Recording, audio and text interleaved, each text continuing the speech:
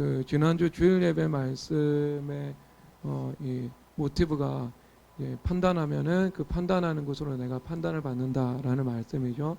그러면 이제 오늘 그 연장선에서 이제 좀 하나님의 말씀을 좀 우리 살펴보도록 하겠습니다. 기독교의 가장 큰 능력은요, 자기 혁신의 능력이거든요. 율법적인 세상은 자기 혁신의 능력이 없습니다. 이게 결정적인 약점이거든요. 하나님께서 이제 이 모든 나라를 통치하고 계십니다. 그래서 이제 한 체제를 다른 체제로 주님께서 바꾸시는 일들을 주권적으로 행해 나가시죠. 고려는 불교 국가였죠. 그러니까 조선의 이 성리학적인 이데올로기로 사회를 한번 재편합니다.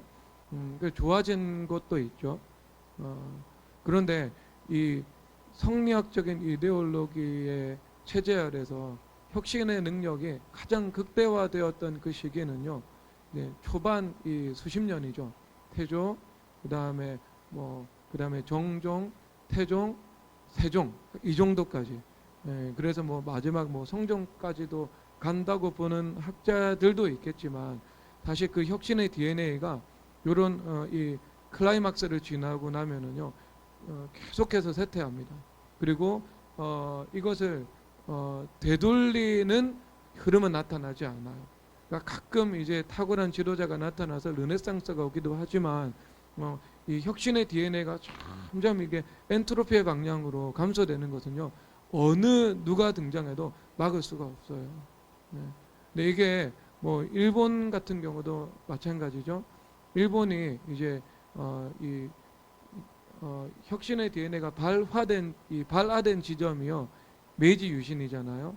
그런데 메이지 유신 이전에 그런 토대는 이미 이 에도 시대 때 마련이 되고 있었어요. 그것을 뒷받침한 가장 이제 중요한 제도가 그 산킨교타인가 찬근 교대제라는 제도가 있어요. 그러니까 이 막부의 이 수장이잖아요. 쇼군이 이 다이묘 세력들을 견제해야 되잖아요. 우리나라로 하면은 그 도지사급 이제 영주들이죠. 견제를 하려면 이제 그들을 이제 독립적으로 내버려 두면 실력을 배양해서 언제 막부를 타도하기 위해서 일어설지 모르잖아요. 그래서 1년은 에도에 있고 1년은 지방에 있는 제도를 시행합니다. 그러면 이제 이 1년에 한 번씩 이 다이묘의 대이동이 시작되는 거죠. 순환이 이루어지게 되는 겁니다. 그러면 다이묘들이 에도 오면은요, 일단 살 집이 필요하죠. 건축 기술자 데리고 와야 돼요. 그러면 살면서 이 각 지방에 특산물들이 있고 특산물이 있잖아요. 그 교환해야 되잖아요.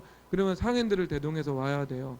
그럼 상인들 대동해서 와서 어떤 이제 막대한 비용을 쓰고, 그다음에 수입과 지출 이런 것들을 계산하려면은요, 부기법이 발전을 필연적으로 할 수밖에 없겠죠. 그다음에 막 그 다이묘들을 대동하는 그 사람들은요, 일본 내에서 최고 엘리트들입니다.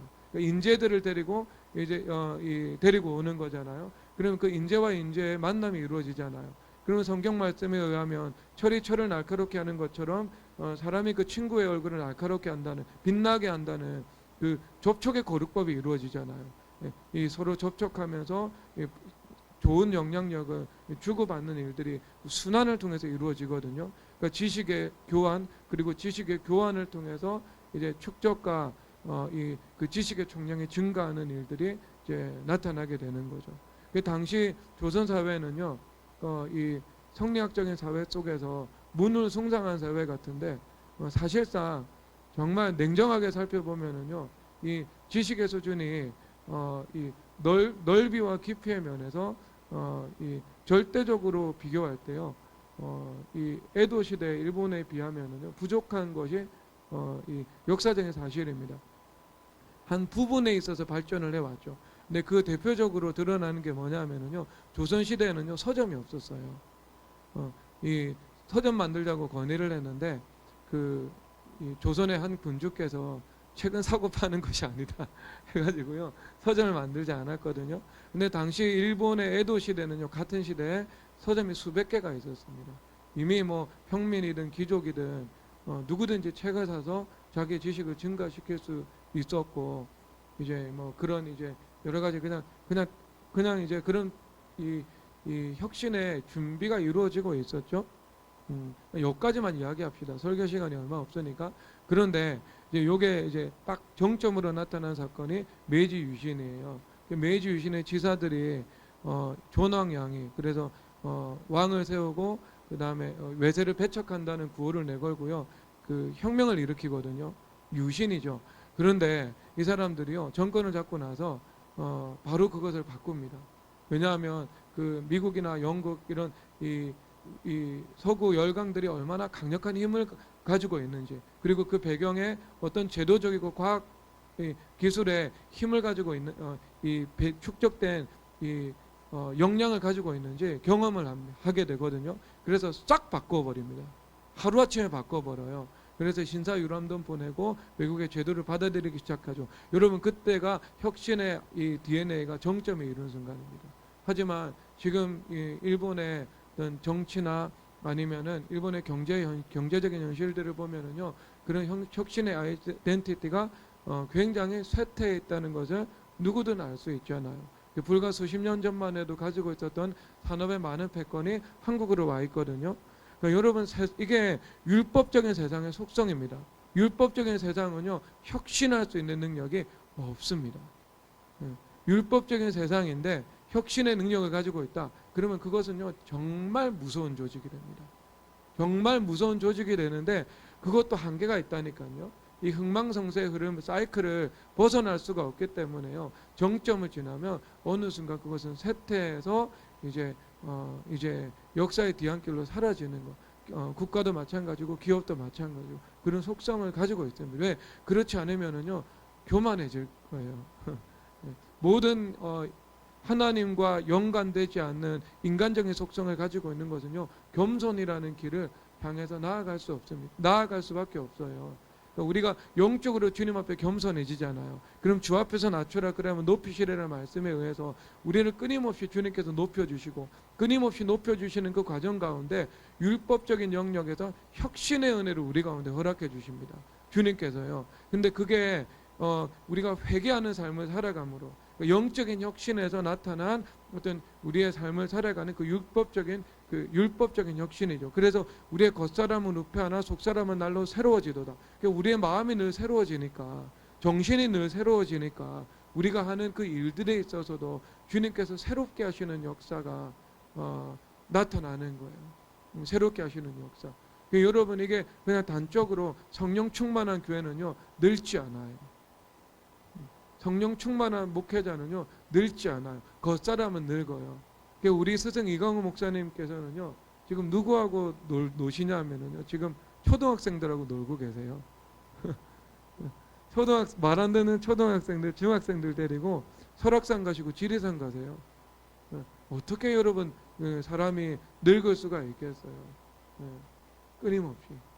그러니까 지금 뭐 좋은 나무 교회에서 자녀들을 양육하고 있잖아요. 그럼 우리 미래교도 장차 그런 방식으로 자녀들을 양육하게 되겠죠. 지금 하드웨어가 준비가 되지 않았기 때문에요. 그게 보류가 된 상황이죠.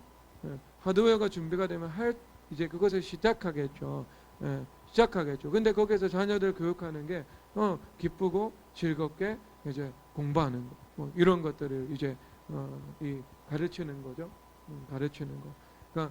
그러니까 계속 이제 혁신의 은혜를 주님께서 허락해 주시는 거죠. 이게 교회와 복음이 가지고 있는 이 혁신할 수 있는 능력이에요. 그러니까 세상은 그런 능력이 없습니다. 정점을 지나면 그것은 쇠퇴하는 길로 걸어가는 거죠.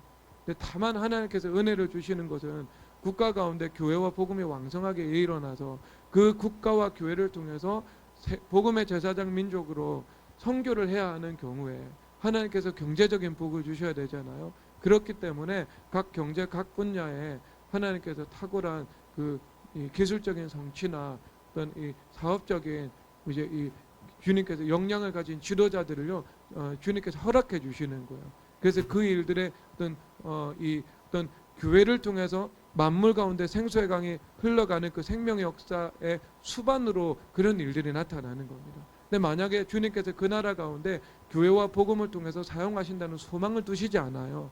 그러면 얼마 지나지 않아서 그 나라는요 어둠의 길로 걸어갈 수밖에 없습니다. 그래서 제가 늘 말하지만 영국은요 복음으로 돌아오지 않는 이상 소망이 없습니다. 여러분. 앞으로 계속해서 지도자들은 실책하기 시작할 거고요. 국민들은 오판하기 시작할 거고요. 혁신이 나타나지 않을 거예요. 율법적인 세상의 속성이 그러하다니까요. 모든 것은. 그러니까 여러분 율법적인 세상인데 혁신할 수 있다. 그럼 진짜 무서운 거예요. 무서운 거예요. 근데 여러분 그런 면에서 이제 우리 이 복음과 교회, 복음으로 살아가는 그리고 교회가 되어서 살아가는 사람들, 그 교회가 가장 무서운 거. 그리고 교회와 복음으로 살아가는 사람들이 가장 하나님께서 복되게 허락해 주신 그 강점이요 무엇인가 자기를 혁신할 수 있는 능력인 거예요. 이 혁신의 DNA가 우리에게는 언제나 있다. 그러니까 여러분 역사상 교회는요 하나님의 나라는 무너진 적이 없어요. 하나님의 나라는 쇠퇴한 적이 없어요. 하나님의 나라는요 끊임없이 부흥하고 성장을 하고 있습니다. 한 지역에서 복음의 영광에 머물렀는데 그 복음의 영광은 그 민족이 떠나서 쇠퇴하는 거죠. 그래서 하나님의 영광이 다른 곳으로 떠난 거예요. 하나님의 영광이 영국을 떠난 거고요. 네덜란드를 떠난 거예요. 독일은 약간 남아 있는 거고요. 아직까지. 그러니까 여러분 그 나라는요 이제 소망이 없는 나라죠. 자 그러면 영광이 떠났는데 그 어디가 있는가? 그 영광이 한국에 와 있죠. 미국에 현재 유지되고 있죠. 그리고 일본에 장착하겠죠. 남미에 그 영광이 쏟아지고 있죠. 지금은요. 그러면 여러분 이 한국은 그러면 한국은 앞으로 어떻게 될 건가? 제가 말했죠. 영광이 한번 왔다고 해서 그 영광이 이 영광이 조금 감소되는 것처럼 보인다고 해가지고요. 절대로 거기에서 이제 끝나지 않습니다. 그러니까 교회는요 흥망성쇠의 이 전형적인 구도를 따르지 않아요. 교회는 그렇지 않습니다. 교회는요 언제나 다시 새롭게 일어서고 새롭게 부흥할 수 있는 것, 그 힘을 가지고 있고 그 법적 근거를 가지고 있는 것이 교회인 것입니다. 왜 교회는 뭐를 가지고 있다고요? 자기 혁신의 능력을 가지고 있잖아요. 그래서 유럽에서도요 한번 부흥이 와서 기독교로 판도가 뒤집어졌지만 16세기 종교개혁을 통해서 한 번 더 이 부흥이 왔잖아요. 그러면 여러분 2번 왔잖아요. 전형적이지 않죠. 마찬가지입니다. 한국에는요 그리고 미국에는요 새로운 부흥이 오게 될 겁니다. 그러니까 충격과 공포와 같은 부흥이고요. 그것은 무엇을 통해서 온다고요? 당연히 기독교와 복음이 가지고 있는 자기 혁신 능력, 회개를 통해서 이제 오게 되겠죠. 오게 될 거예요. 자 그러면 여러분 우리가 인생을 살다 보면 참 죄를 지을 때도 있고 실수를 할 때도 많이 있잖아요. 여러분 다 실수 많이 하고 살아가시죠. 아마 제가 여기 있는 성도님들 중에 거의 99%는 어제도 실수를 했을 것이고 그 다음에 오늘 예배를 마치고 집으로 돌아가면서 오늘도 실수를 할 것이고 내일도 실수를 할 것입니다. 그러니까 우리가 실수를 모든 사람들이 사실상 천국 가기 전까지는 우리는 실수와 함께 공존하고 살아가는 사람이죠. 그런데 그 실수라는 것이 조금 큰 실수가 있고 조금 작은 실수가 있을 때가 있죠. 그러면 여러분 그 실수 앞에서 이제 우리가 그것을 어떻게 해결해 나가야 되는가? 그것에 대해서 이제 성경에서 이제 말씀을 해 주시고 있거든요. 그러면 자 실수를 한다고 합시다. 그럼 그 실수에 대한 결과가 있고 대가가 있잖아요. 그러면 그 실수에 대한 결과와 대가를 내가 다 뒤집어 써야 되나? 아니면은 내가 그것을 뒤집어 쓰지 않을 길도 있는가? 어떻게 생각하세요? 실수에 대해서요. 실수의 결과와 그 다음에 실수의 어떤 대가가 있을 텐데요. 그것을 뒤집어 쓰지 않는 것이 복음입니다. 그러니까 여러분 오늘 하나님 말씀을 잘 들으시고요. 그 실수의 대가와 결과가 30배, 60배, 100배로 나타날 수도 있는 그 결과가 내가 실수한 것이 1이라면 그것이 0점 없거나 아니면 있다 하더라도 0.1, 0.2 정도로 끝나버리는 그 길이 있다니까요. 그래서 여러분 오늘 그 말씀으로 그것을 배우시고 여러분 삶 속에서 그것을 이루어지기를 주님의 이름으로 축복합니다. 그런데 여러분 거기서 끝나지 않는다는 것은 또 알고 있죠. 죄가 더한 곳에 은혜가 넘칩니다. 언제나 실수가 더한 곳에 은혜가 넘치기 때문에요. 실수와 어떤 대비되어서 정량적으로 하나님께서 은혜를 베풀어 주셔서 우리 삶을 회복시켜 주시는 것이 절대로 아닙니다. 그러니까 비교할 수 없을 정도로 하나님께서 실수보다 더 큰 하나님의 은혜로 주님께서 우리 가운데 부활을 허락해 주시는 거예요. 그러니까 이게 뭐예요? 복음인 거예요. 그러니까 기독교의 힘은요, 자기 혁신의 능력에서 시작하지만 이것이 죄가 더한 곳에 실수가 더한 것에 넘치는 은혜가 나타나서 우리 삶 가운데 그것과 헤아릴 수 없을 정도로 주님께서 우리에게 부활의 결과를 주님께서 허락해 주신다. 여러분 이것처럼 사실상 말이 안 되는 게 어디 있어요? 말이 안 되죠, 여러분. 말이 안 되는데 이 말이 안 되는 게 성경에 보면 그것이 어떤 법적 공의에 입각해서 우리 가운데 나타나는 것이고요. 그리고 그 법적 공의보다 또한 더 큰 주님의 풍성하신 그 사랑과 인자함으로 우리에게 베풀어 주시는 하나님의 은혜라는 거죠. 사랑이라는 거죠. 사랑. 하나님의 사랑이요. 그러니까 여러분 오늘 말씀을 통해서 여러분 다 받아들이시고 믿으시고 소망을 가지시고, 기독교는 믿음, 소망, 사랑입니다. 어떤 절망의 순간에서도 믿음, 소망, 사랑으로 살아갈 수 있습니다. 그것이 실체가 됩니다. 여러분 그것을 믿으시기 바랍니다. 우리 교회 한 간사님께서 직장에서 실수를 하셨어요. 근데 그 실수를 한 게 뭐냐면 회사의 대표가 회사에 대한 컨설팅을 요구를 했거든요. 컨설팅을 보고서를 작성을 했는데요. 매우 크리티컬하게 그 보고서를 작성하게 된 거예요. 근데 저는 그 보고서를 작성하고 있다는 사실은 알고 있었어요. 그런데 그분이 아주 크리티컬하게 율법적으로 그 보고서를 작성했다는 사실은요, 제가 이제 모르고 있었어요. 알고 있었다면은 분명히 그 일들에 대해서 지도를 했겠죠. 지도를 했겠죠. 근데 여러분 예를 들어 좀 이제 사이드 메뉴지만 한국 교회에 대해서 누군가가 말을 하잖아요. 그런데 제가 그 분위기가 아주 크리티컬해요. 영적인 분위기가 율법적입니다. 그러면 그것을 보지 않습니다. 왜? 그것은 성령 하나님으로부터 온 것이 아니고 율법주의 영으로부터 온 것이니까 그 말과 글에 대해서 관심을 기울일 필요가 없죠. 그냥 덮어버립니다. 그런데 정말 그 안에 사랑이 있잖아요. 촌철살인인데 그 안에 사랑이 있어요. 그러면 그것을 제가 주목해서 봅니다. 예를 들면 제가 존경하는 목사님 중에 강동교회 김명혁 원로 목사님이 계시거든요. 이분의 아버지께서 이제 순교당하셨어요. 북한에서 평양에서 목회자로 섬기고 계셨는데 이 북한군 이제 소련군이 진주하면서 기독교인 지도자들을 다 수용소에 보냈거든요. 그 수용소에 갇히셨어요. 그래서 이분이 12살 되던 해에 아버지 수용소에 갇힌 아버지를 마지막으로 보러 가서 저 남쪽으로 내려가겠습니다. 허락받고 남쪽으로 월남하신 분이에요. 그리고 전쟁에 나셨죠. 그러니까 그리고 서울대를 가셨고요.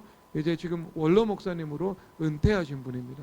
근데 정말 이분이 정말 인격적으로나 아니면 지성적으로나 영적으로나 정말 아니면은 이 어떤 혈통으로나 정말 저는 존경하고 있거든요. 이분이 말을 하면은 이제 방송에 나와서 아나운서하고 이렇게 서로 대화를 하면은요, 아나운서가 이분의 깊이와 넓이를 쫓아가지를 못해요. 이분이 말씀을 전하는데 제가 그 느낌을 정말 두드러지게 받을 정도였거든요. 목사님께서 어떤 이제 한국 교회에 대해서 인터뷰를 하시다가 마지막에 뭐라고 말씀을 하셨냐면요, 한 사람이 나와서 기도 운동을 일으켜야 된다. 그러니까 상기도에 대해서 말씀을 하시면서요, 한국 교회에 한 사람이 나와서 기도 운동을 일으켰으면 좋겠다. 그러니까 여러분 이 말 하나에 이 법리가 들어가 있죠. 대표성의 원리라는 법리입니다. 여러분 오늘 말씀에 나오는 거에 결과적으로 대표성의 원리라는 그 법리예요. 그런데 이제 제가 말씀드리고자 하는 핵심은요, 그 인터뷰 내용 전체 가운데 예수 그리스도를 향한 사랑과 그분의 몸인 교회를 향한 사랑이 가득했어요. 어떤 율법적인 사고방식에서 나오는 크리티컬한 것, 독설 이런 것이 전혀 없었어요. 정말 사랑 가운데 어떻게 하면 한국 교회가 다시 한번 새롭게 부흥할 수 있는지 일어설 수 있는지에 대해서 소망을 가지고 말씀한 내용이었어요. 여러분 이것이 차이예요. 자, 하나님께서 여러분들에게 회사에서 여러분들에게 컨설팅을 맡겨주실 수 있잖아요. 컨설팅을 대표가 맡기든 아니면 여러분들이 기획실에 있든 아니면 여러분 컨설팅 업체에 소속되어 있어서 한 기업에 대해서 컨설팅을 하고 있든, 그럼 그 컨설팅을 하는 경우가 있잖아요. 그러면 기도를 드려야 돼요. 결단코 크리티컬함으로 그 기업에 대해서요, 아니면 여러분들이 소속된 조직에 대해서 컨설팅 하시면 안 돼요. 왜 그런 줄 아세요? 크리티컬하게 한다는 것은 그 자체가 뭐예요? 내가 율법주의형에 사로잡혀서 율법적인 비판적 사고를 가지고 그것을 하고 있다는 거예요. 그러면 자, 그 프레임을 가지고 딱 이렇게 진단을 해버립니다. 그러면 어떤 일들이 나타나냐면요, 율법주의의 영으로부터 나왔죠. 그 율법주의의 영향력이 분명히 존재합니다. 모든 말과 글에는요, 그 사람의 영향력으로 우리가 받아들이게 되거든요. 그래서 듣는 것도 조심해야 되고 읽는 것도 조심해야 돼요. 그러니까 크리티컬한 보고서를 이제 영향력이 있다니까요, 말과 글에는.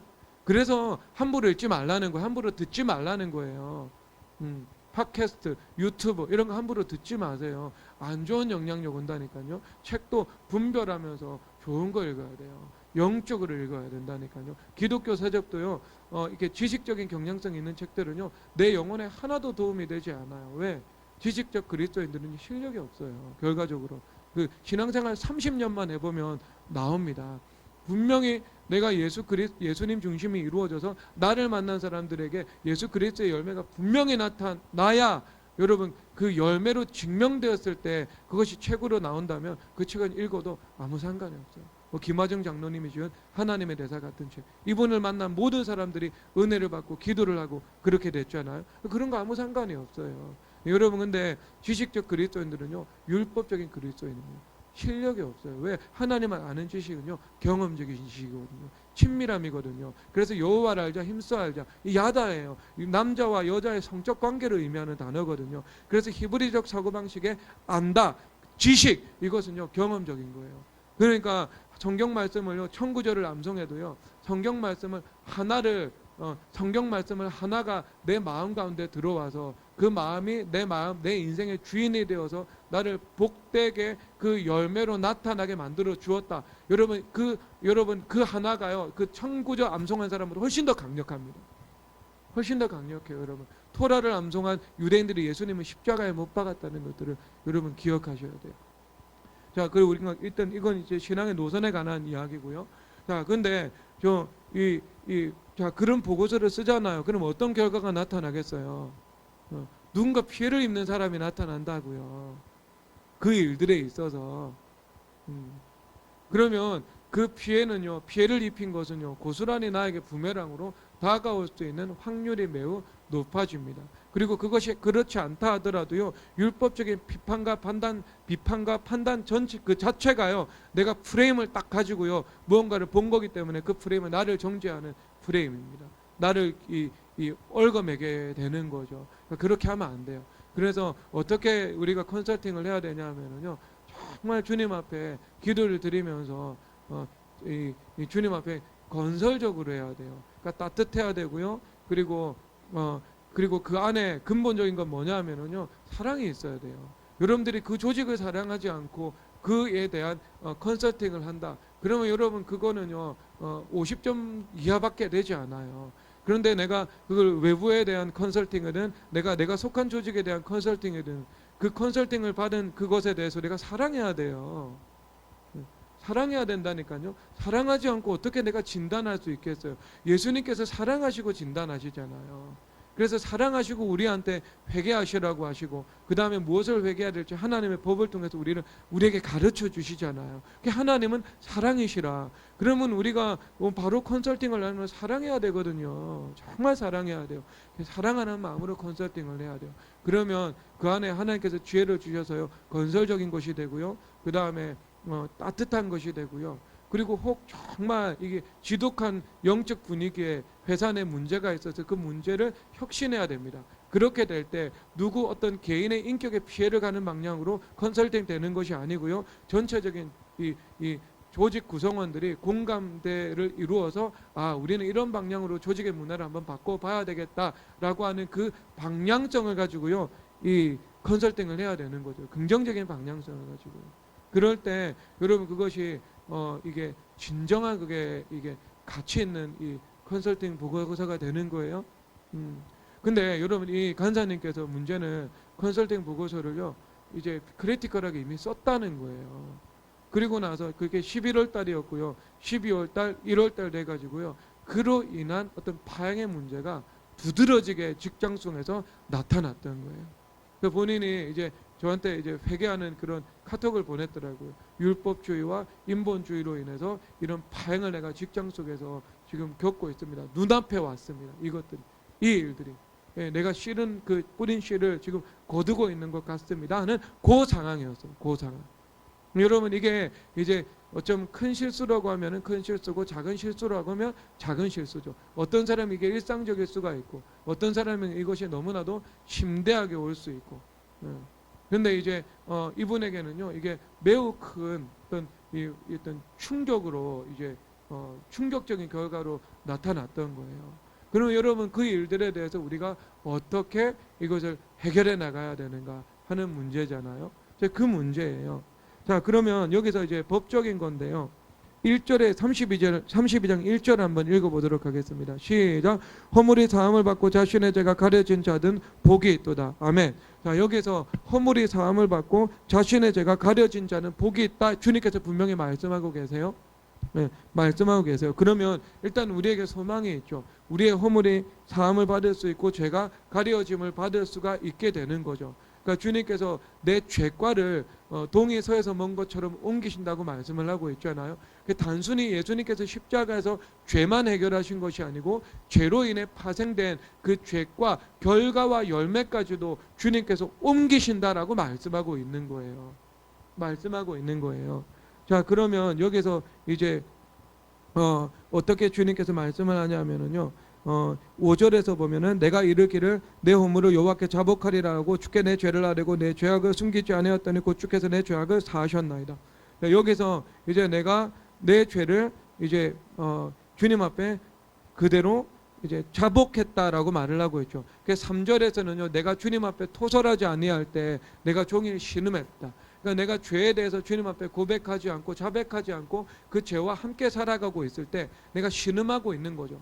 내 마음에 어떤 갈등이나 고통이 있는 것이고요. 무언가 내가 뿌린 씨를 통해서 그 시험과 그 시험이나 혹은 그 결과와 대가가 시시각각 다가오고 있는 것처럼 느껴져서 무언가 마음이 불안하고 두려웠다라는 거죠. 사람은 영적인 존재잖아요. 영적인 존재이기 때문에 죄가 있을 때 내 양심이 고통을 당하고요. 뿐만 아니라 그 죄로 인한 결과와 시험들이 내 앞에 다가오고 있다. 무언가 터질 것 같다라는 것들을 내가 느끼고 살아가는 거예요. 그래서 여러분 악인은 쫓아오는 자가 없어도 도망하거니와 의인은 사자같이 담대하다. 이렇게 말씀하고 있거든요. 쫓아오는 자가 없는데요. 도망가야 될 정도로 이 어떤 만성적이고 근원적인 불안과 두려움에 노출되어 있는 거죠. 그래서 실제 무언가 내 삶 속에 일이 딱 터졌을 때 올 것이 왔구나. 그래, 내가 당할 것을 당한다. 그래, 이런 일이 한 번쯤은 내가 지나가야지. 이렇게 받아들이게 되는 거예요. 받아들이게 되는 거예요. 근데 그게 아닌데 주님께서 원하시는 것은 그것이 아닌데요.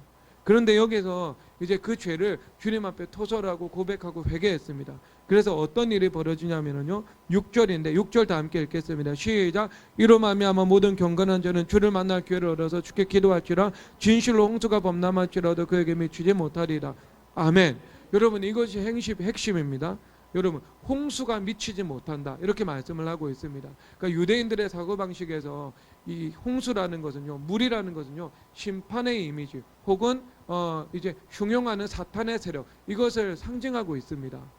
이게 상징하고 있어요. 왜냐하면 노아의 홍수를 통해서 심판당했잖아요. 홍수 자체가 심판을 의미하고 있습니다. 그리고 물이 나를 휩쓸고 가고 있습니다. 이렇게 시편 기자가 고백할 때 이것은 이렇게 일어나는 그 사탄의 세력들이 일어나서 나를 시험하고 공격하고 있습니다. 내가 그 시험과 공격 한복판에 있습니다. 이것을 고백하는 말들인 거죠.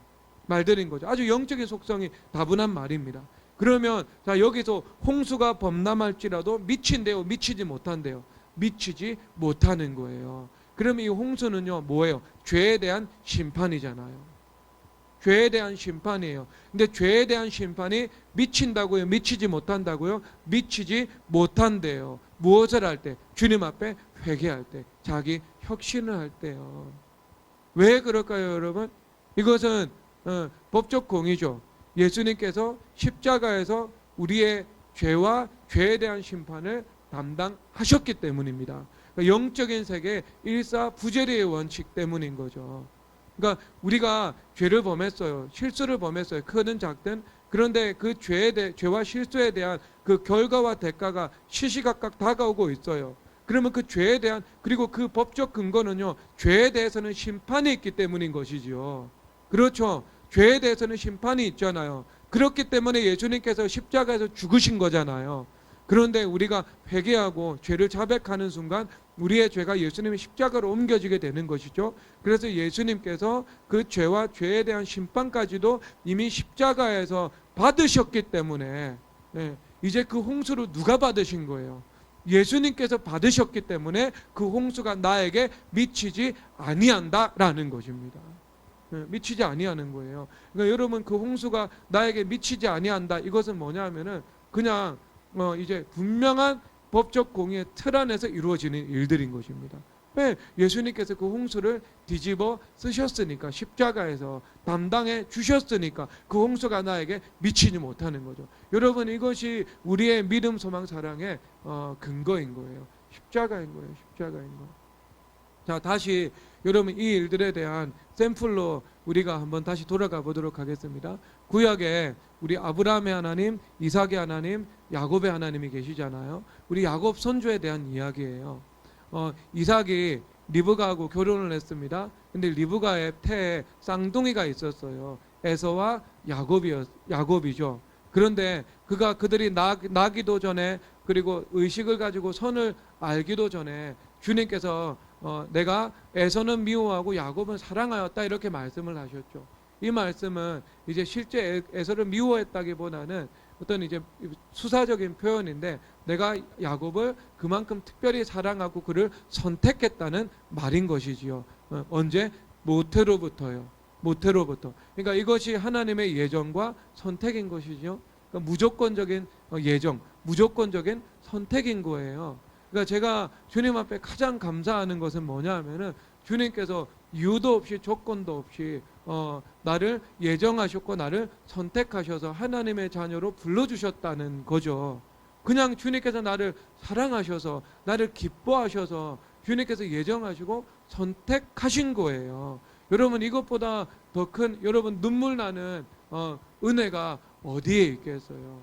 어디에 있겠어요? 저는 지난주에 기도를 드리면서 정말 주님 앞에 이렇게 눈물이 날 정도로 감사하면서 주님 앞에 기도드렸어요. 주님, 제가 예정받았고 선택받았다는 것보다 더 큰 하나님의 은혜가 어디에 있는지 모르겠습니다.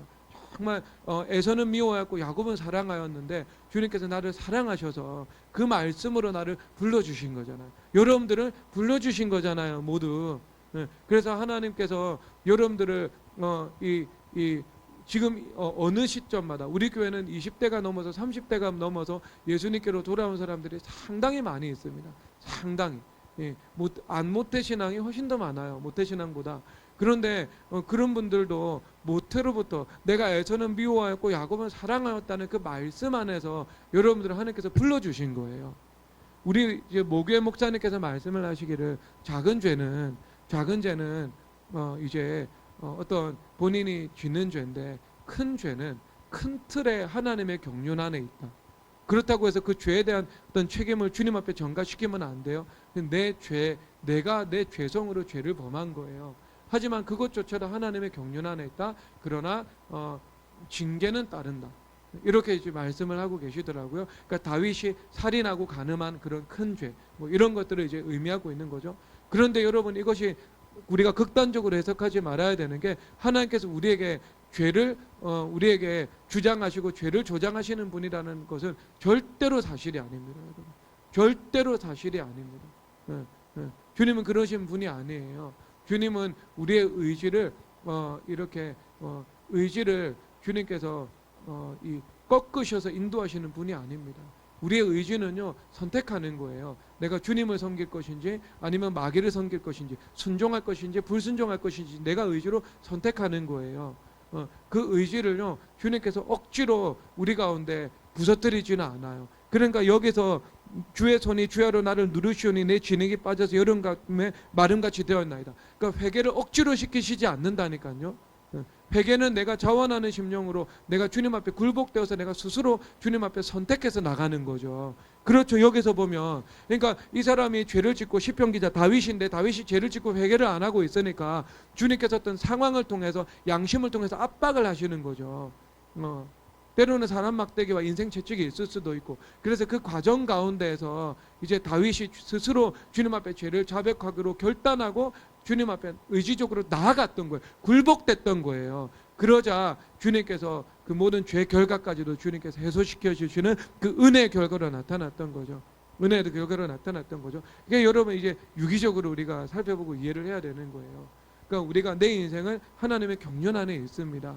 경륜 안에 있어요. 그러니까 제가 어떤 영적으로 그리고 물적으로 열악한 환경 속에서 살아나서 무의식이 병들고 그 다음에 이제 어떤 이제 그런 상황 속에서 이제 살아왔잖아요. 엄청난 영적인 저항 속에서 지금까지 살아와서 이제 40이 넘어서 온전히 자유해지는 그 회개와 치유의 길로 주님께서 인도해 오셨잖아요. 그러니까 주님의 경륜 안에 제가 거기에 있었던 거예요.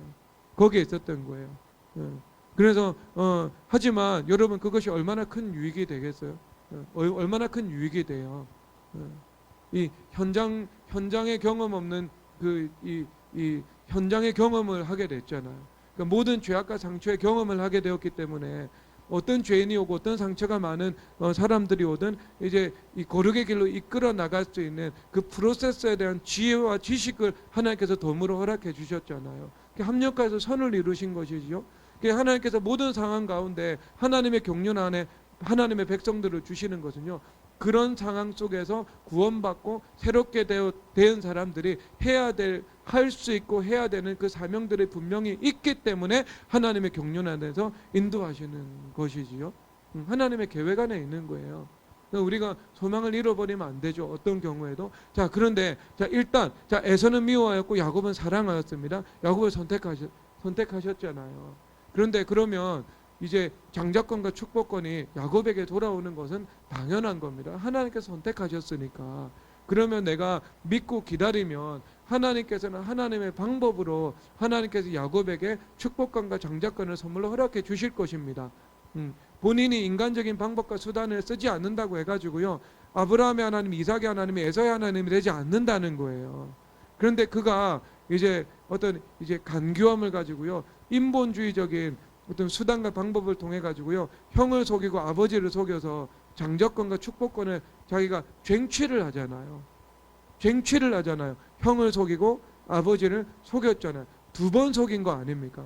그래서 그 형이 속임을 당해서 축복권을 이제 빼앗기게 됐잖아요. 형의 입장에서는 하나님께서는 야곱에게 주신 건데 그런 방법을 통해서라도 근데 이제 형 에서가 야곱을 죽이겠다라고 말을 합니다. 그래서 어머니 리브가가 자기 자식을 이제 잃게 되었던 거예요. 그래서 권면하죠. 너 여기 있으면은 에서에게 죽임 당할 수 있다. 그러니까 삼촌 라반의 집으로 저기 아람 땅으로 가라 해가지고요. 그가 아람 땅으로 이제 피신을 가게 됩니다. 혈혈단신으로요. 그리고 혈혈단신으로 아람 땅에 가서 이제 내 아내를 얻게 되고요. 내 아내를 통해서 12아들을 하나님께서 그 12지파의 조상으로 허락해 주시게 되죠. 그리고 20년이 지나면서 이제 그가 이 삼촌의 집에 일하면서 14년 동안 이제 그 삼촌에게 속임을 당해가지고 14년 동안 일했죠. 아무 보수 없이 일했습니다. 그리고 나머지 7년 동안도 그 성경에서 보면 10번이나 그 임금에 대해서 바꾸었다. 정당하게 임금을 주지 않고 갈취했다라는 구절이 나와 있습니다. 그러니까 거의 20년의 세월이 있는데 16, 17년 정도의 생활을요. 삼촌의 양을 치면서 자기의 재산이나 자기의 소유는 하나도 얻지 못하는 그런 시간을 보내게 되었죠. 그리고 나서 그 어느 순간에 하나님께서 계시를 주십니다. 점 있는 것, 그 다음에 아롱진 것, 그 다음에 이런 양들과 염소는 너의 것이다. 그런데 이제 이 어떤 이 유전학적인 연구의 결과에 의하면은요, 흰색이 우성이래요. 검은 것과 아롱진 것은 열성이라고 합니다. 그러면 검은 것과 아롱진 것과 흰색이 교비를 하잖아요. 그러면 흰색이 나오는 거예요. 그러면 흰색과 흰색이 교미하죠. 당연히 흰색이 나오는 겁니다. 그런데 야곱이 라반에게 가가지고요, 삼촌, 이제 나도 이제 재산을 좀 모아야 될 것 같아요. 나의 양떼가 필요해요. 그럼 내가 그러면 무엇을 해줄까? 그러면 삼촌의 양 중에 점 있는 것, 아롱지는 것, 이것이 출산되면 이것을 다 내 것으로 할게요. 라반의 입장에서는요, 옳구나. 경험적으로 알고 있는 거죠. 유전학은 알지 못하도요. 그래서 점 있는 거, 아롱진 것은 네 것이 될 거야. 그러면서 자기 자식들을 시켜가지고요, 이미 점 있는 것, 아롱진 것은요, 자기 편으로 옮겨 놓는 거예요. 그리고 흰색만, 흰 양떼만 야곱에게 맡긴 겁니다. 기가 막힌 거죠, 여러분. 기가 막힌 거죠. 그러면 흰색밖에 없어요. 그러면 유전학의 자연적인 법칙에 의하면은요, 어떻게 돼요? 흰색밖에 나오지 않아요. 자기 것이 없어요. 그런데 그때 야곱이 어떤 방법을 택하냐면은요, 나뭇가지를 꺾어요. 그래서 그 나뭇가지를 가져와 가지고요, 나뭇가지에 이 칼질을 합니다.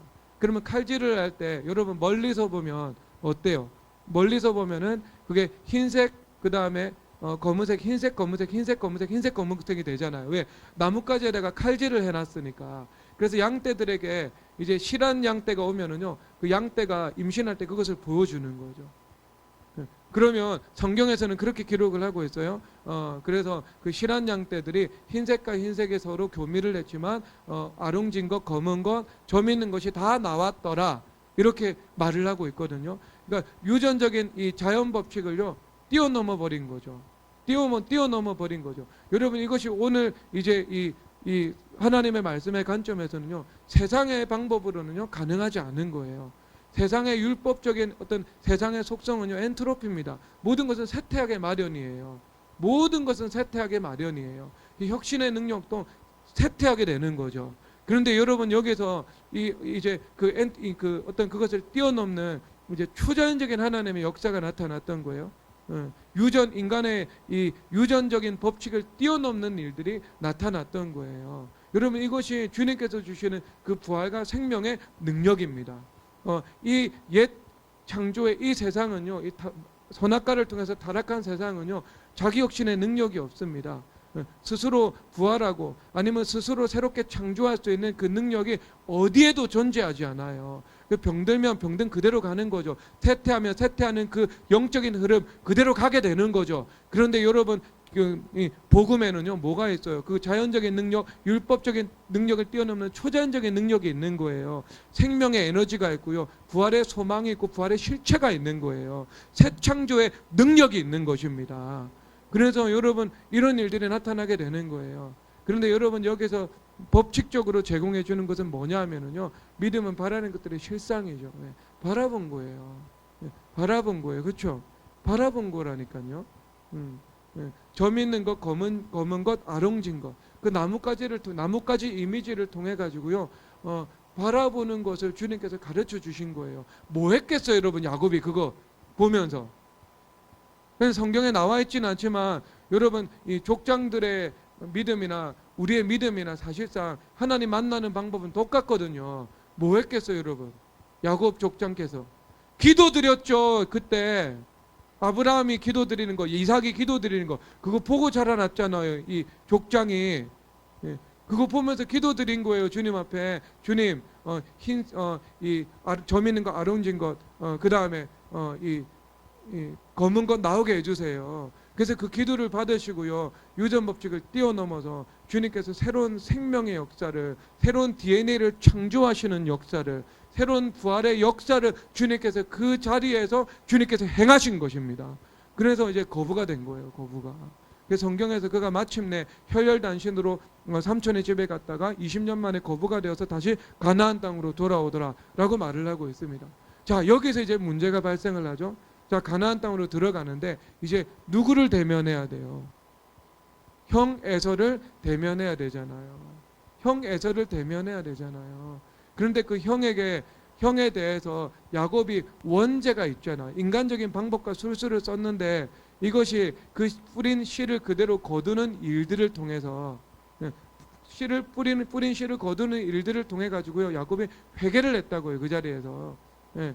예, 라반한테 속을 때마다 아 내가 형을 속였구나. 라반한테 속임 당할 때마다 아 내가 아버지를 속였구나. 회개하지 않았겠어요? 그 자리에서 회개하지 않았겠어요? 그런데 이제 이 라반이 이제 이 400명을 이끌고 야곱을 향해 이 온다라는 소식을 듣게 되었습니다. 여러분, 형 에서가 왜 400명을 이끌고 야곱에게 다가왔겠어요? 야곱에게 왔겠어요? 당연히 예전에 원한을 생각하고 죽이기 위해서 온 거예요. 그러니까 형 에서가 400명이라는 군대를 이끌고 자기를 죽이기 위해서 오고 있는 상황인 것입니다. 그러니까 이것은 이제 이 야곱이 뿌린 씨, 야곱의 죄, 야곱의 실수가 분명한 삶의 열매와 결과와 대가로 시시각각 다가오고 있는 그 상황인 거예요. 그러니까 여러분, 그 상황은 여기서 주의 손이 죄어로 나를 누르시오니 내 진액이 빠져서 여름 감으면 마른같이 되었나이다, 이 고백이 저절로 나오는 상황이죠. 지금 죽을 지경인 거예요 지금. 자기가 20년 동안 고생했는데 재산도 다 잃고 그다음에 처자식도 다 죽임당하고 그리고 자기의 목숨도 위태위태한 상황인 거예요 지금. 언약에 대한 믿음은 있지만 여러분, 그 상황인 겁니다. 그 상황.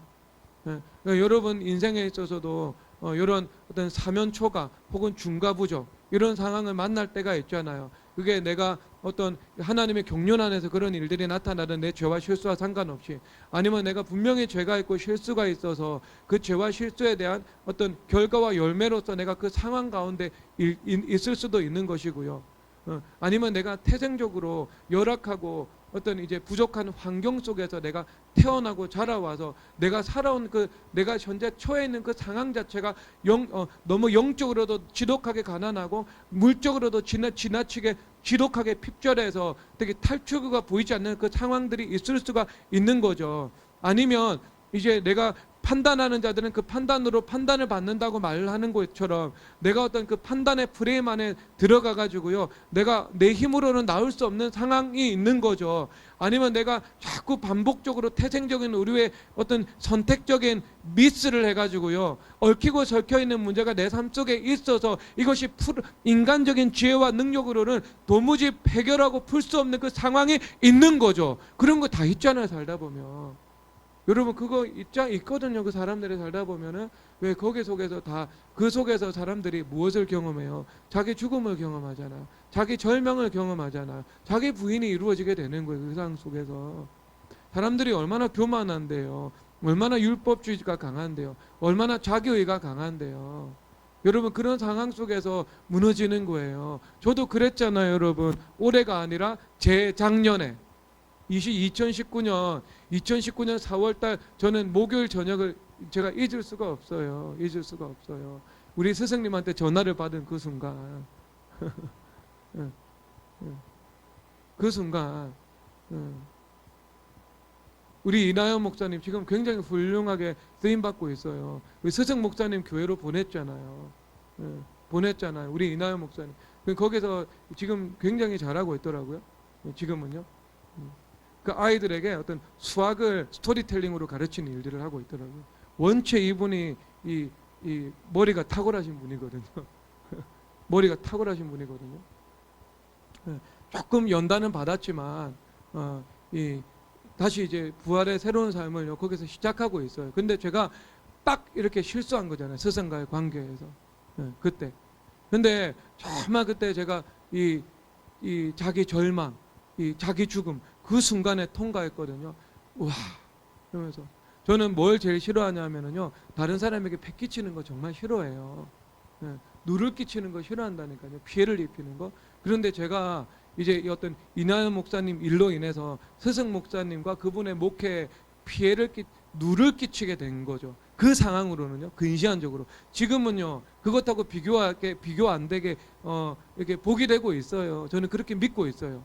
실제 그렇고 목사님도 기뻐하시고 좋아하시고 사랑하시고 일도 많이 맡기시고, 그런데 그때는 그러지 않았다고요. 근데 딱 그 전날을 받는 순간 정말 이 자기 절망감, 이 자기 죽음, 이것이 팍 오더라고요. 여러분 그때 정말 비명 지르면서 주님 앞에 무릎 꿇고 주님 앞에 눈물을 흘리면서 정말 처절하게 제가 회개했어요. 처절하게. 그 회개하는 장면을요, 우리 미래교회 부교육자들은 다 봤어요. 옆에서 얼마나 처절하게 기도드리는지. 근데 여러분 인간이요, 그런 상황이 와야 그거 많은 경우에 회개합니다. 그거 없이 회개하는 게 더 좋죠. 그거 회개 없이 자원하는 심령으로 회개하는 게 좋은데, 사람의 교만과 율법주의가 만만치 않게 강합니다, 여러분. 그런 상황이 올 때 이제 정말 그게 와르르 무너지는 이제 이 산타태가 일어나는 그 일들이 이루어지게 되는 거죠. 근데 여러분 그런 상황 속에서 우리에게 소망이 있는가? 여러분 소망이 있습니다. 하나님을 어떤 분으로 보시는데, 여러분? 하나님은요 만물을 창조하셨어요. 만물을 창조하셨어요. 그러면 만물에 있던 만물에 존재하는 어떤 얽히고 설킨 문제도 주님께서 순차적으로 하나씩 해결해 나가실 수 있는 분입니다. 그리고 여러분 예수님을 요한 사도가 어떤 분이라고 말씀을 하고 있어요. 예수님을 로고스라고 하시잖아요. 인격화된 지혜. 예수님이 지혜의 그 자체이세요. 그럼 지혜 그 자체인데 사람의 눈으로 볼 때 풀 수 없는 문제를 예수님께서 왜 못 푸시겠어요? 여러분 예수님께서 해결하지 못할 문제 없습니다.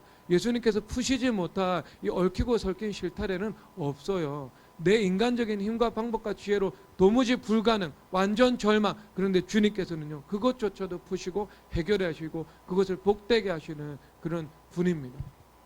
그런 분이에요, 여러분. 여러분들이 어떤 형법상의 실수를 범했다, 살인죄를 범했다, 여러분 그러면 그것은 어떤 법적인 처벌은 받게 되겠죠. 그렇죠. 그래서 감옥에 가야 돼요. 그런 일들은요. 그래서 징역 10년이든 징역 20년이든 그 징역 살아야 되고요. 그런 일들은 그냥 어떤 이제 형법상의 결과로 나타나게 되는 거죠. 그럼에도 불구하고 그 속에서 예수님을 만나면은요, 그 안에서 평강이 있고 은혜가 있고, 그 다음에 생수의 강이 흘러가고 전도를 하게 할 수 있게 되고, 그렇게 될 거예요. 그것도 주님께서 손으로 바꾸시는 분입니다. 그런데 그런 종류까지, 그런 정도도 주님 바꾸실 수 있는데 그 정도는 없잖아요, 여러분. 이 자리에서 내가 어떤 삶의 현장 속에서 살아가면서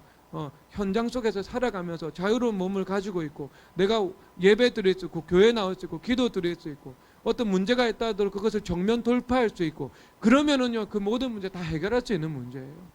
해결할 수 없는 문제 없어요, 여러분. 없어요.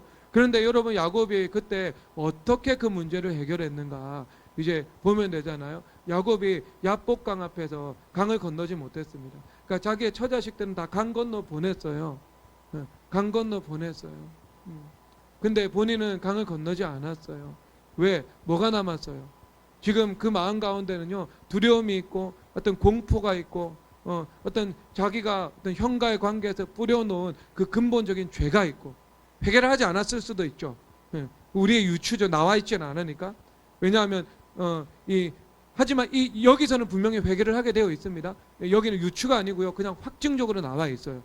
자, 그런데 한 사람이 지나가요. 근데 한 사람이 지나가는데 그 사람은 하나님의 사자라고, 여호와의 사자라고 표현하고 있는데, 모든 주석가들은 그것은 성육신하기 이전에 예수님께서 인간의 몸을 입고 나타나셨다, 천사의 모습으로 나타나셨다, 이렇게 주석을 하고 있습니다. 예수님 나타나신 거예요. 그럼 예수님이 나타나시면 어떻게 해야 돼요? 여러분 이게 뭐냐면은요, 위기 가운데 절망 가운데 나타나시는 예수님이세요. 그러니까 여러분 여기서 보면 6절에서 뭐라고 말씀을 하고 있어요? 이로 말미암아 모든 경건한 자는 주를 만날 기회를 얻어서 주께 기도할지라, 이렇게 말씀을 하고 있잖아요. 주님을 만나는 기회가 온 거예요. 주님을 만날 수 있는 기회를 주신 거예요. 그 죄와 실수의 결과 속에서 내가 고통당하고 절망당하고 있을 때, 그때 예수님께서 쫙 지나가고 계신 거예요. 그럼 그 예수님께서 지나가고 계실 때 어떻게 해야 돼요? 예수님 그 자리에 계세요? 지나가시지 않아요. 그 자리에 계세요. 근데 이거 그냥 그렇게 우리가 주님을 구하고 찾는 것에 대해서 말씀을 하고 있습니다. 그래서 성경에서 뭐라고 하고 있어요? 이를 숨기는 것은 여호와의 영광이요, 이를 살피는 것은 왕의 영광이라고. 하나님은요 감추시고요, 우리는요 그것을 찾는 거고요. 이거예요, 여러분. 하나님의 숨바꼭질이에요.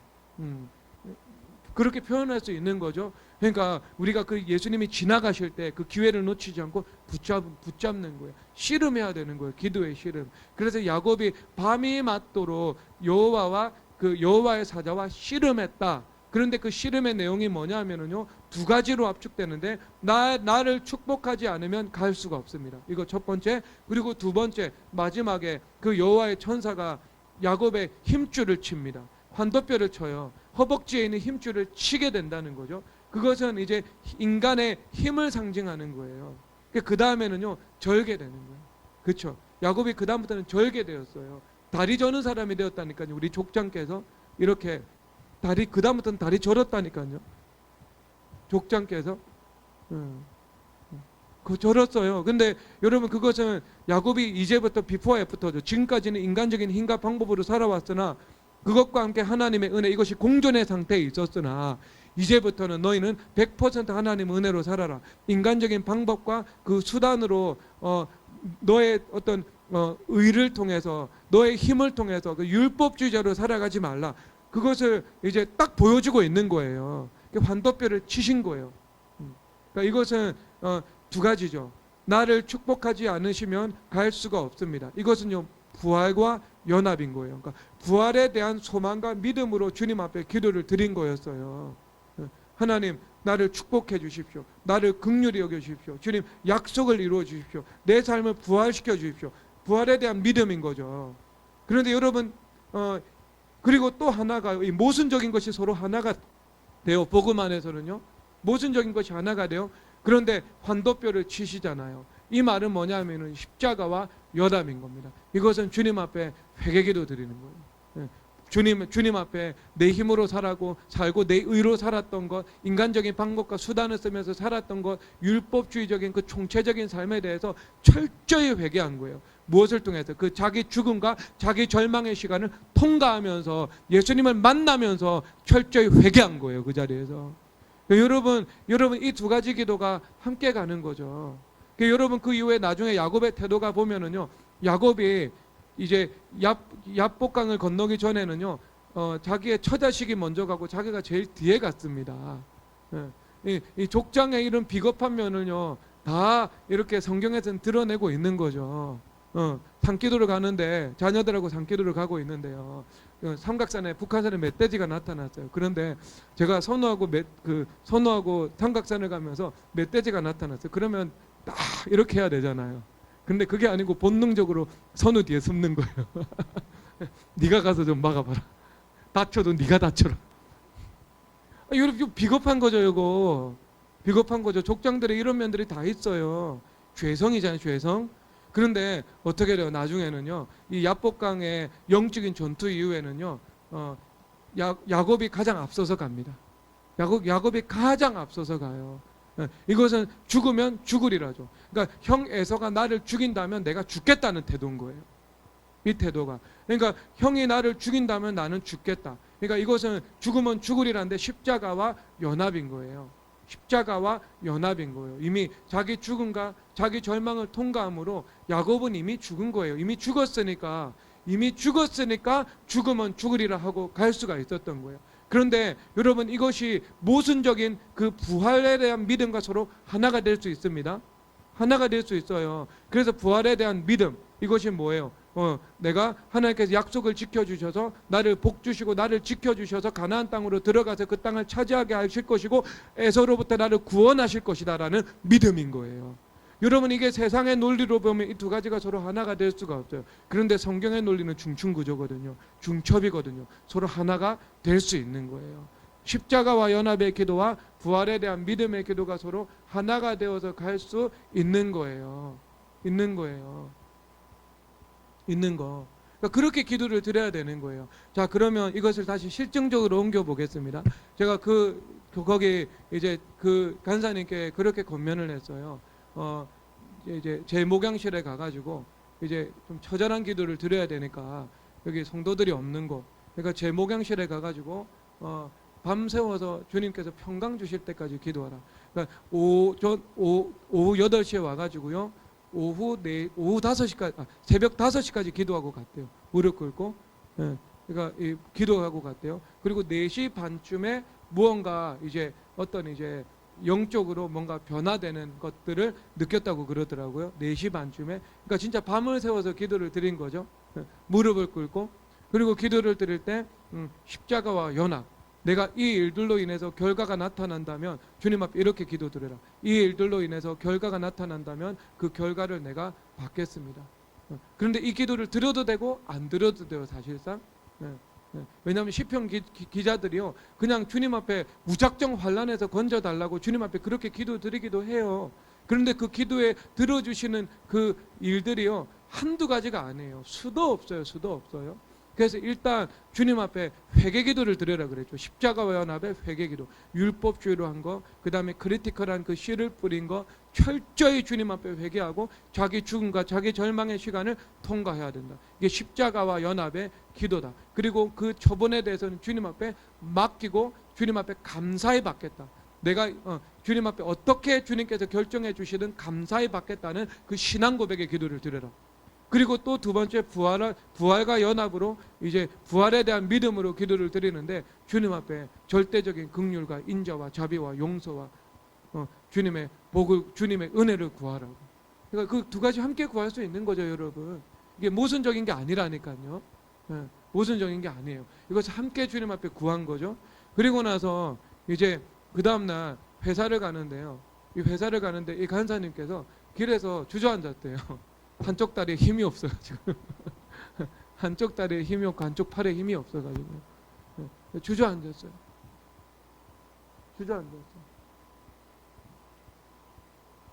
그리고 이제 그 다음 날인데요. 이미 여러분 이 때는요, 뭐가 변했어요? 다시 야곱의 기사로 돌아갑시다. 야곱의 기사로 이제 이 영적인 세계 속에서요, 이미 야곱에게 평강이 왔죠. 그러니까 평강이 왔다는 것은요, 그 몰려왔던 두려움과 공포의 그 홍수, 원수마귀들, 이것이 평정되었다는 사실이죠. 평정되었다는 사실인 거예요. 그것으로 내가 영적인 세계의 어떤 평강을 내가 느끼게 되는 거예요. 그 마음의 평강이 왔다. 그러면 내 주변에서 특정한 이슈를 놓고 나를 시험하고 공격하는 그 원수 마귀가 잠잠하게 되었다, 떠나갔다, 그들이 진멸되었다, 이것을 의미하고 있는 거예요. 영적인 세계의 평정이에요. 평강이 온 거예요, 이미. 그러면 이제 뭐가 변화되었어요? 영적인 분위기가 변화가 된 거예요. 그래서 이제 이 야곱이 가장 앞장서서 에서를 대면하기 위해서 나아가게 된 거죠. 죽으면 죽으리라의 태도로 나아가게 된 거예요. 그러니까 영적인 분위기는 이미 변화가 된 겁니다. 변화가 된 거예요. 그러니까 여러분, 이게 정말 중요합니다. 여러분들이 직장 생활을 하든 아니면 학교에서 어떤 관계에 문제가 생기든 가정에 문제가 생기든 먼저 이것을 내가 내 이성이 앞서고 내 발이 빠른 발을 내가 동원해 가지고요. 내 지혜, 내 지식, 내 정보, 내 설득력, 내 가마력, 내 힘, 이걸 가지고 문제를 풀기 시작하고 해결하기 시작하고 그 다음에 컨텐션시 플랜을 가동하고 그러면은요, 그 문제는요 해결되지 않습니다, 여러분. 해결되지 않아요. 그냥 고생 정말 많이 해야 되고요. 그리고 정말 이제 이 고진감래 끝에 무언가 약간 이제 한 10% 나아지는 거 발견할 거예요. 하지만 문제 인자는요 그대로 잠복되어 있는 것이기 때문에요, 그냥 단발적으로 단편적으로 그 사안을 넘어간 것에 지나가지 않습니다. 그래서 다음에 또 그 사안 오고 다음에 그 이슈 벌어지고 그렇게 되는 거예요. 그런데 여러분들이 그 상황 속에서 이 문제의 핵심은 내가 영적인 분위기를 변화시켜야 된다, 영적인 분위기 전체를 내가 깨트려야 된다, 혁신시켜야 된다는 것을 알고요, 주님 앞에 정말 주님 앞에 회개기도를 드리든 아니면은 부르짖어 기도를 드리든 강력하게 주님 앞에 찬송을 하고 대적기도를 드리든 영적인 분위기를 통해서 내 마음 가운데 평강이 먼저 주어져야 됩니다. 평강이. 그럼 평강이 주어졌다 그러면 가정이든 직장이든 관계든 그 분위기는 이미 변화가 된 거예요. 누가 주도권을 잡은 거예요? 원수 마귀가 주도권을 잡았다가 내 안에 계신 예수님께서 주도권을 잡으신 상태가 된 거예요, 이미. 예수님께서 이미 이니셔티브를 가지고 가신 거예요. 그러면 이것이 영적인 세계 질서상 뭐가 이루어진 거예요? 만물 위의 교회 머리 대신 예수 그리스도라는 만물의 질서가 이루어지게 된 거예요. 만물은 내 발밑으로 내려간 거예요. 만물이 내 머리 꼭대기 위에 있다가 만물이 내 발밑으로 간 거예요. 그래서 나는 만물 위에선 교회가 된 거예요. 교회가 된 거, 영적인 분위기가 변화된 거예요. 여러분, 그래서 어떤 일이 나타나냐 하면은요, 자, 에서가 와요. 에서가 왔을 때 에서가요, 야곱을 보고 펑펑 통곡하고 웁니다. 그러니까 그냥 용서했다는 거죠. 그냥 어떤 논리적인 설명이 없어요. 논리적인 설명이 없다니까요. 논리적인 설명이 별로 없어요. 그냥 에서가 야곱이 다리를 절면서 자기 앞에 오면서 절하는 모습을 보면서 마음이 눈녹듯 녹아져서 통곡하고 옵니다. 그래서 내 아우야 하면서 이제 그 예물은 다 받고 이제 돌아가게 되죠. 자기의 처소로 이제 돌아가게 되죠. 여러분, 이게 예수님께서 하시는 일들이에요. 예수님께서는요, 사람의 마음을 주관하시는 분이거든요. 사람의 마음을 바꾸실 수 있는 분이거든요. 영적인 분위기도 주장하고요, 각 사람 마음 가운데 있는 그 마음의 상태까지도 주님께서 주장하시는 거예요. 주장하시는 거. 그래서 그 조직의 영적인 분위기를 바꾸어 주시죠. 그리고 그 조직에 있어서 인사권자든 아니면 내 직장 상사든, 그리고 내가 일하는 그 부서의 공동체로 함께 일하는 그 직원들이든 그 사람들의 마음을 바꿔 주시는 거예요. 주님께는 그거 너무 쉬운 일이에요. 천지창조하신 분이기 때문에. 예. 천사를 보내어서 이 그리스도의 마음을, 은혜를 주님께서 허락해 주시는 거예요. 예. 그러니까 내가 할 일이 별로 없는 거예요. 이미 영적인 세계 속에서 주님께서 평정해 놓으신 거예요. 사람 마음 이미 주님께서 바꿔 놓으신 거예요. 이미 그 사람 마음 가운데 은혜를 주님께서 심어 놓으신 거예요. 해결해 놓으신 거죠. 해결해 놓으신 거. 그러니까 내가 이제 해야 되는 일들만 하면 되는 거죠. 이제 그거. 그리고 이제 마지막으로 이제 세 번째로 해야 되는 일들이 있잖아요. 그것은 뭐냐면은요, 이제 이게 어떤 일의 결과가 나타났을 때 당사자들이 있을 수 있잖아요. 인사권자가 될 수도 있고 당사자가 될 수도 있고, 가서 정직하고 진실되게 마음에 있는 것을 고백하라. 있는 그대로 고백하라고. 그렇게 이제 권면을 했죠. 야곱도 그러잖아요. 야곱도 형이 올 때요, 그 형 앞에서 이제 7번 절을 한다고 나와 있거든요. 그러니까 그토록 자기가 무시하고 판단하고 정죄했던 형인데, 그 형 앞에서 정말 철저하게 하나님 앞에서도 겸손하지만 사람 앞에서도 겸손하여서 7번이나 무릎을 꿇게 되잖아요. 무릎을 꿇게 되잖아요. 그리고 나서 하나님께서 은혜를 베푸셨다 간증을 하고, 내가 형의 얼굴을 배우는 것이 하나님의 얼굴을 배우는 것 같다, 그렇게 말을 하고요. 그래서 관계에 화목제물 대신 예수님께서 주인이 되어 주셔서 그 관계를 화목한 것으로 주님께서 바꿔 주시는 거예요. 바꿔 주시는 거. 그러면 그런 경우들이 있을 때는요, 관련된 사람을 이제 만나서 정직하고 진실하게 있는 그대로 이야기를 해야 됩니다. 그리고 정말 겸손하게 예의를 갖추어서. 그러면 내가 직장 생활을 한다고 했을 때 직장의 대표를 만난다면, 내가 이 직장을 정말 사랑합니다. 그리고 이 직장에서 내가 일하는 것이 너무 행복하고 너무 좋습니다. 그리고 이 직장에서 일할 수 있는 기회를 주셔서 정말 내가 감사하는 마음을 가지고 있습니다. 그리고 내가 전심으로 이 회사를 위해서 정말 잘 되기를 바라는 마음이 있고, 기도하고 또 이제 그런 마음이 있습니다. 그런데 제가 정말 본인가 아니었는데 내가 의도하지 않게 내가 조금 실수를 한 것 같습니다. 정말 죄송하고 용서를 구합니다. 만약에 이 일들로 인해서 나에게 징계를 처분한다면 내가 감사히 그것을 받도록 하겠습니다. 감사히 받겠습니다. 이렇게 이제 정직하게 이야기를 하는 거예요. 그런데 여러분, 이미 그 말을 하기 전에 분위기는 다 바뀌어 있었어요. 아무 문제 없이 그냥 넘어갔어요. 아무 문제 삼지 않고 그냥 그분들이 그럴 수도 있지, 나는 충분히 이해한다, 우리 앞으로 더 잘해보자, 그리고 문제 끝. 종결됐어요, 여러분. 그렇게. 근데 그 시간을 통해서 여러분, 주님께서 이루신 일들이 얼마나 많아요, 여러분. 얼마나 많아요. 그리고 나아가서 주님께서 무엇을 하시냐면요, 영적인 세계의 원리는요, 대표성의 원리예요. 한 사람의 원리입니다. 한 사람이 가정 변화시키고 직장 변화시켜요. 그런데 그 한 사람이 온전히 거기서 십자가와 연합되죠. 그러면 예수님께서 그 직장 속에서 그 사람을 통해서 이니셔티브를 가져가십니다. 그래서 그 조직 전체를요, 주님께서 영적인 분위기를 바꾸고 율법화의 분위기를 바꾸는 것은요, 이제 시간 문제로 이루어지는 일들인 것이죠. 여러분, 그 믿음을 가지고 살아가셔야 됩니다. 그리고 그 믿음을 가지고 살아갈 때 주님께서 반드시 역사하신다니까요. 여러분들이 거룩한 성전이잖아요. 그럼 성전에서 내가 그 직장 속에서 조직 속에서 살아가는데 무언가 생수의 강이 흘러가서 그 안에 있는 판도가 바뀌고 영적인 분위기가 전환되는 일이 일어나야 되죠. 그런데 이 일들이 대표성의 원리로 이루어지고 시로 이루어진 일이기 때문에요. 철저한 성결과 철저한 자기 죽음과 철저한 십자가 연합 아니면 이루어질 수 없는 일인 거죠. 자, 다시 서론으로 돌아가서 목사님, 그 김명환 목사님께서 말씀을 하신 것이 한 사람이 나타나서 기도 운동을 일으키면 좋겠다. 그러면 여러분, 그 한 사람은요, 철저히 십자가와 연합이 이루어져서 성결과 거룩함과 겸손이 이루어지는 사람이어야 이 국가의 영적인 분위기 전체를 바꾸는 이 기도 운동을 일으키는 사람이 될 수 있는 거죠. 대표성의 원리인 거예요. 대표성의 원리. 자기 죽음과 십자가와 연합이 이루어진 사람인 거죠.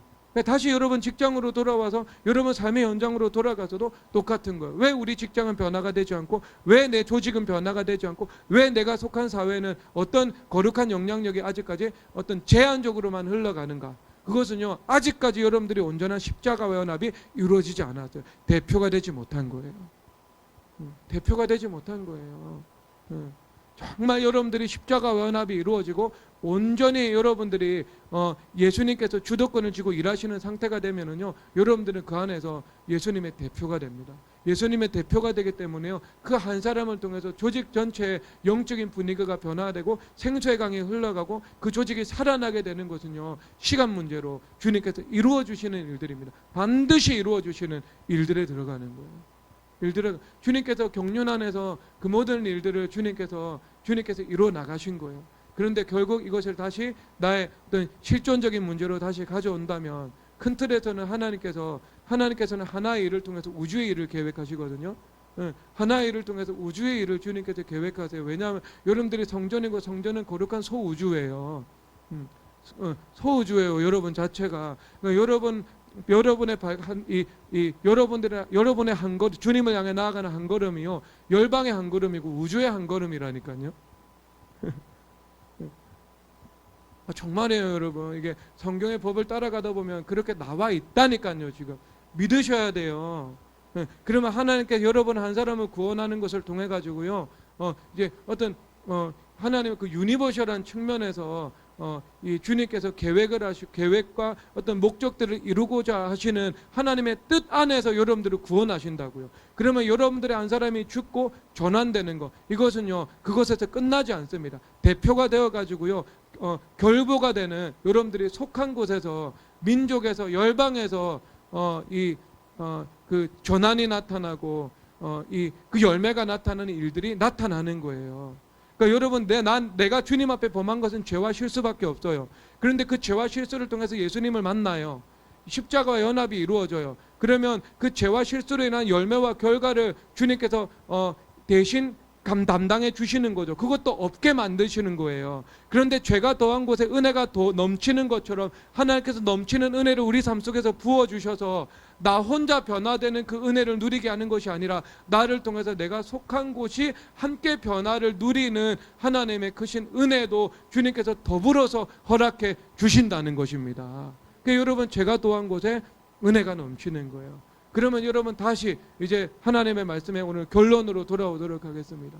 여러분, 어떤 죄를 범하든, 어떤 실수가 있든, 그 죄와 실수로 인한 파행과 결과가 내 삶 속에 산적해 있든, 여러분, 우리는 소망을 가질 수 있습니까? 없습니까? 소망을 가질 수 있습니다. 그리고 그 소망은 우리를 실망시켜요? 실망시키지 않아요? 소망은 절대로 우리를 실망시키지 않습니다.